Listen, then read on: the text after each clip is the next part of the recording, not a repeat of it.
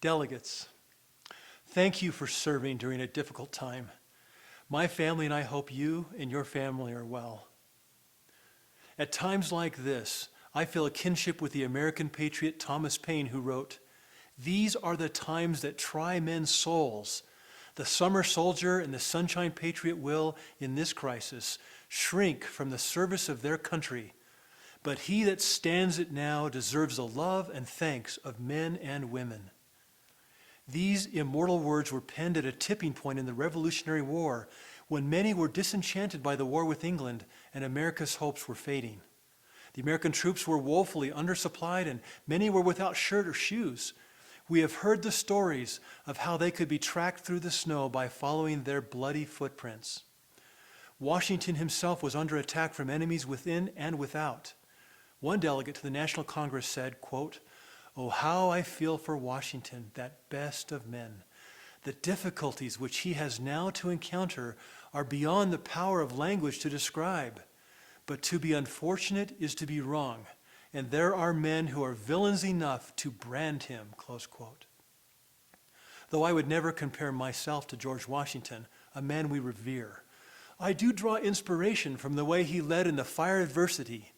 What was falsely said about Washington certainly left no bloody footprints on his ability to contribute.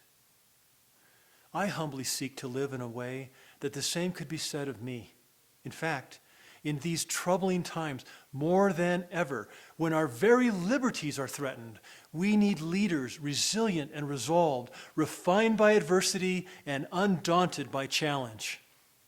If there is one thing you may take from my exoneration and subsequent filing for this office, it is that I will never be deterred from doing what I believe is right.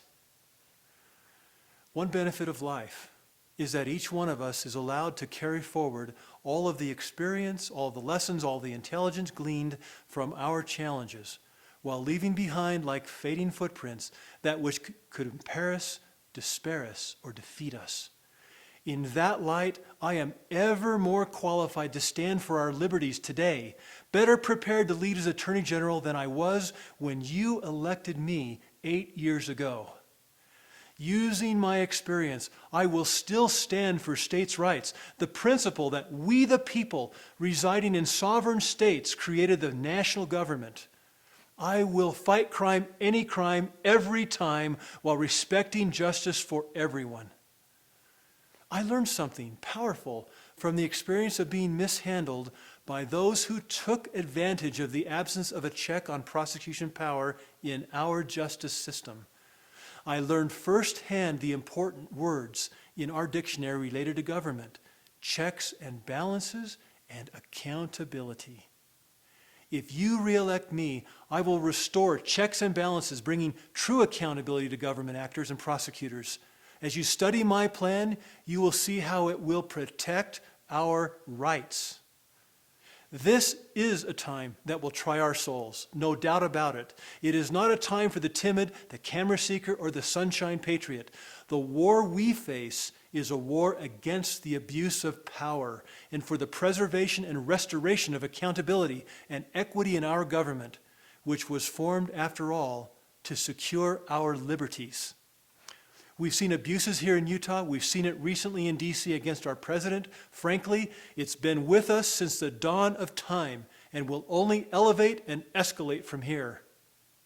If you will bring me back to serve you as your Attorney General, as the one person who stands between you and government power, you'll not only send a message that false accusations don't work, you'll also elect a person who won't let you suffer from the abuse of government power.